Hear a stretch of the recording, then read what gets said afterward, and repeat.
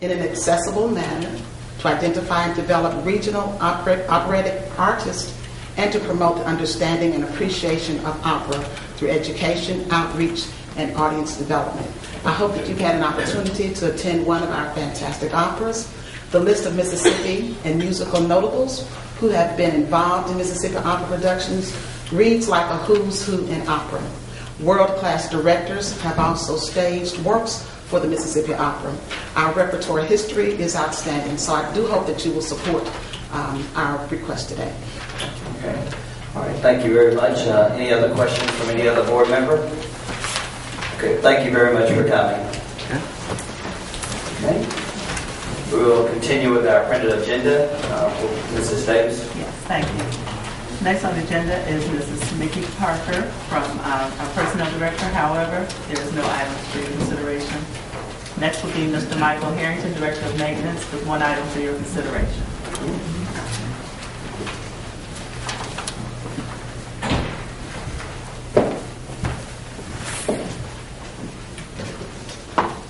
Good morning, Mr. President, Board of Supervisors. Stand before you asking for your approval for Independent Roofing Systems, Inc. to replace the roof at the Human Services Building on Meg Airbus Boulevard. Okay. So, Second. It's been moved and properly second. Discussion. How old is the current roof? This is the original roof that was on the building when it was first built. I don't have the year it was open. This ties back to a discussion that was held earlier. Once we build or take over a structure of any type, we should always allocate money for its maintenance instead of the hope for the best hop-along method that we've got right now. And that's also been something that is very important that we've talked about in the past, but really not done a lot of. We really need to do a better job of financing the maintenance of our structures if we're going to have them, then not only just fixing it or taking a reactive goal or role in this, but a proactive role so that we can look at things that have happened or will happen or just need to be done on a daily basis and providing the money for that properly done. I know that that's been a kind of a weak area of the maintenance department's budget in the past, and I hope that when the budget figures come out, you'll present a reasonable figure for that. Yes, sir. And in a separate line item of building maintenance, so that we can know how much we should be spending every year on our maintenance of our buildings in order to properly take care of them and keep them functioning. Yes, sir. Okay. Any question from Mr. Stokes? Thank you. Ms. Davis. Yes, sir. The Human Service Building, that's, you said the web office building. Yes, that's what it once was called. Yes, sir. Okay. Are all employees, city, county employees, some state employees? Most are state employees. There are some county employees. Should not the state help us with all of this? I know it's our building, there might be an agreement, and I haven't seen the agreement that we provide location, but I feel like the state should have some kind of hand in helping us keep it building up. They do. They reimburse us about 60% of the expenses that we incur on the building. So for this roof, they're going to give us 60% back on how much we pay? It is reimbursable. I'm not sure. Does the roof qualify for 60%, Mr. Harrington? Okay. I don't think it's 60%. It may not be 60%, but we but will there get is a reimbursed. We will get reimbursed of a certain amount. Do we know today how much we're looking at spending and how much we're going to get back from them? We'll verify the reimbursement percentage. We know we're estimating about $189,000 for the roofing costs, and we'll verify the percentage of reimbursement. Okay, I want to say 25%, but we'll now verify that. They say, I'm better than man, so let's leave that here. What's the warranty? 15 years. Yes, sir. Is that 100%? 1%, 15 years on the roof. So anything go wrong, any leaks, they got to come back in? Yes, sir. Okay, all right, thank you. I have one question. The money that's used to repair this particular roof, where is it coming from? It was money allocated in my budget to do the project. We had originally estimated for at least So his money is set aside to take care of his property. Okay, that was from last year's budget? Yes, sir. Yes, sir. Okay, all right. All right, what's the pleasure of the board? It's been moved. Second. You have a motion and a second. All right, all those in favor of? Opposed to? Motion passes. Will the clerk please read the order? Resolved to approve the lowest and best bid from Independent Roofing Systems Incorporated to repair the roof on the Human Services Building located on Medgar Evers Boulevard in Jackson, Mississippi. Okay, thank you very much. Continue, please. Okay, Mrs. Davis. Yes. Next on the agenda would be several items for your consideration relative to zoning from Mr. Darrell McQuarrie.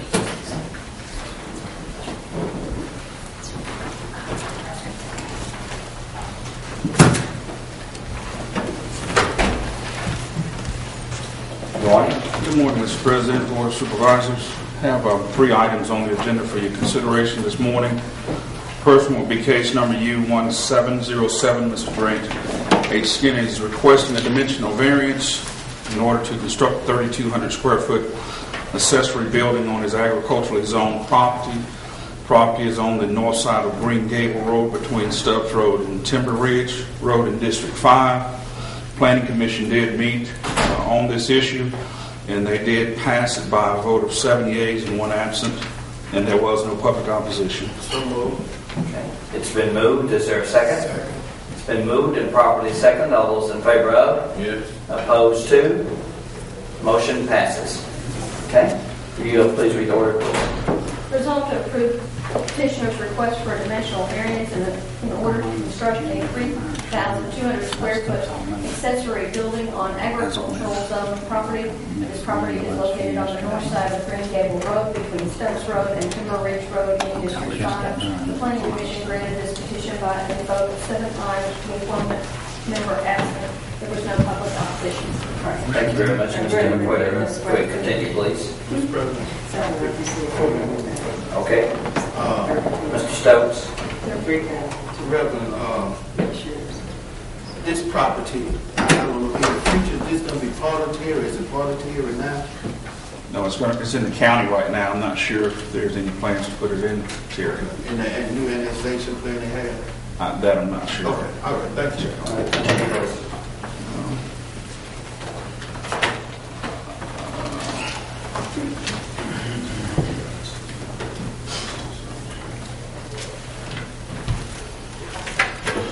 The second item is in pursuant to Article 24, Section 24.2 Hinds County Zoning Ordinance. I'm requesting authorization to pursue legal action in Justice Court on behalf of Hinds County Board of Supervisors against the property owner located at Myers Road in District 4 for violations of expressed in Article 4, Section 417, storage of abandoned vehicles. Additional violations include inoperable vehicles and parts, accumulation of combustible materials. All of these are in violation of the county ordinance. Mr. David Dales is here. Daniel Dales is here this morning, and he has just informed me that as of this morning, all of that is cleared up. I went by on Friday, and it was not cleared up. I did not go by that this morning before the meeting. I'm not sure, but I think also we have a neighbor that may be here in opposition. That's filed the original complaint. Okay. All right. So what is your recommendation based on what you heard from the citizen? I would request that the board go ahead and approve my original request, and when I go out there, if it's cleaned up, then this case is closed. If not, we'll continue to seek legal actions. Okay. What's the pleasure of the board? So moved. It's been moved. Is there a second? Second. It's been moved and properly second. All those in favor of? Discussion, Mr. President. Discussion, Mr. Stokes. Thank you, Reverend McQuarrie. I think I received a letter from concerning this property. The people who live near this property, if I remember that correctly, they were trying to sell it, and she was trying to move, but because of the ugliness, so to speak, of this property, that is affecting their ability to sell their property. Is this That's the same complaint. Yes, it's the same complaint. Okay, now, in terms of the gentleman saying that's been cleaned up, is he saying all of the debris is gone and could we hear maybe from the people who live next to it first? Because they would know if they live in there, if they're in here. They don't live there. Is the Shallow's family here? They're not here. Okay. Okay, all right. So you rather we gonna vote on it, and if it's done to your specifications, then it's case closed. But if it's not, you gonna make sure they clean it up properly, right? Correct. Okay, thank you. Okay. All those in favor of? Yes. Opposed to? Motion passes. Will the clerk please read the order? Resolved to authorize, in pursuant to Article 24, Section 2402 of the Hinds County zoning ordinance, the permanent and zoning director is authorized to pursue legal action in justice court on behalf of the Hinds County Board of Supervisors against the property owner located at Myers Road in District 5. Okay. Thank you very much. Continue, please. Second case is on Paul Williams Drive in District 4. Violations are expressed in Article 4, Section 422. Storage of rubbish, salvage material, accumulation of combustible materials, and Mississippi Code 19-5-105, dilapidated building and other debris. These items are considered a hazard to public safety and are with direct violations of county ordinance. I am not aware of anyone from that family is here today. So moved. Okay, it's been moved. Is there a second? Second. It's been moved and properly second. Discussion? All those in favor of? Yes. Opposed to? Motion passes. Will the clerk please read the order? In pursuant to Article 4, Section 417, storage of abandoned vehicles, the permanent zoning director is authorized to pursue legal action in justice court on behalf of the Board of Supervisors for the property owner located at Paul Williams Drive in District 4. Okay. Thank you very much. Continue, please. That is all. Ready? Mrs. Davis? Thank you. Mr. President, if you may, we do have other outside parties who are here to do a presentation or a discussion relative to the Old Capitol Green. I am willing to depart from the agenda if you so wish, to allow those here regarding those. It's under the Board Attorney's items.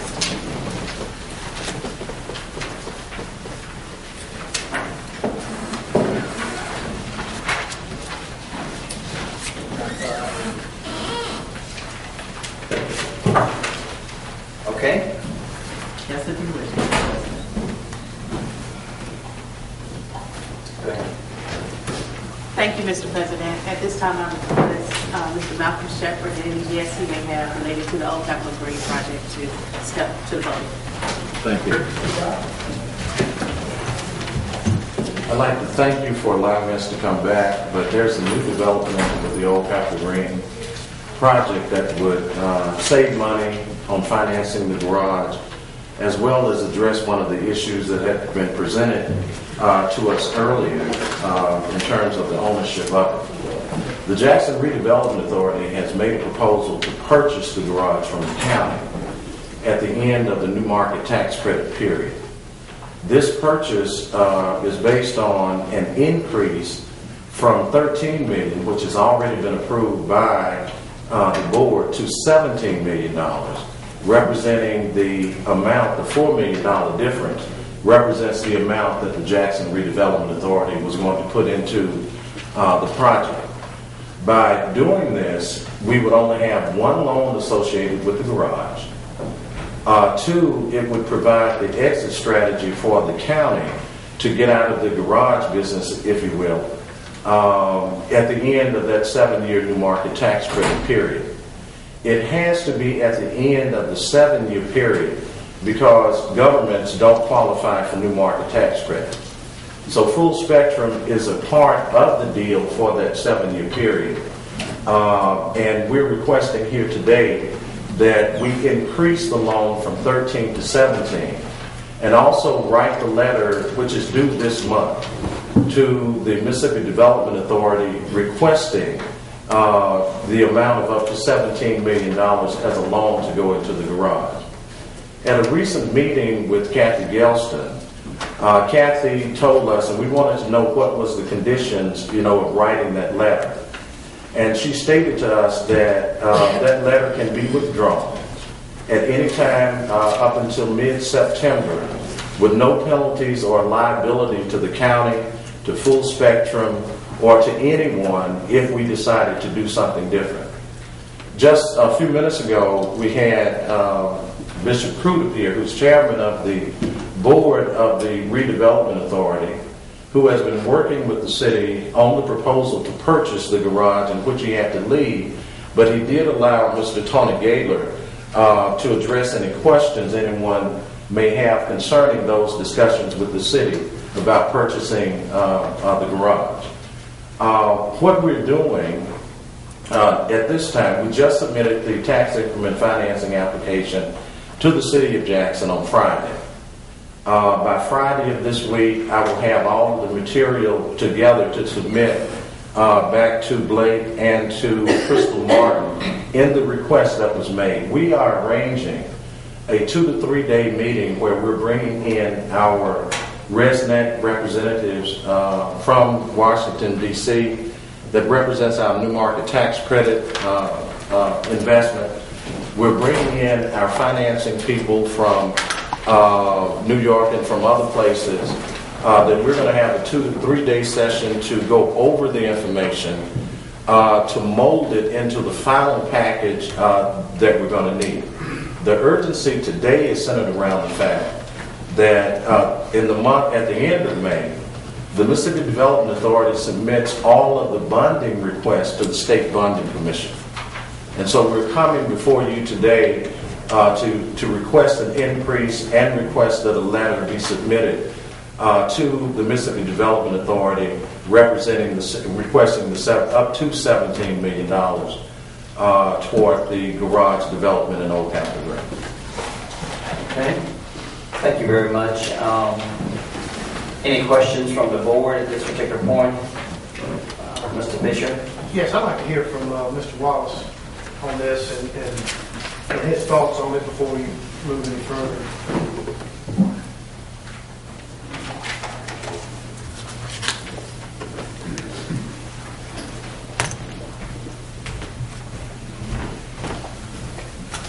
Good morning, board members. Thank you for the opportunity to come forward. As you know, we've been working on the Old Capitol Green project for quite a while, and I think there's a lot of support for the project. We'd love to see the project move forward. And the comments that Malcolm just made are accurate. We did meet with the state, and we know the guidelines and everything that the state wants to follow in order to move forward with the project. However, we at the authority, we still have issues with project financing. We have not received any of the submittals that we have requested from the developer, and we need those submittals in order to be able to do the financial analysis on this project. We just cannot do anything further, and there's been ample time for the submittals to be submitted to us. What we definitely don't, our intent and our only intent is we are here to make sure that the taxpayers are not going to wind up having to pay for a development project because we did not do our due diligence.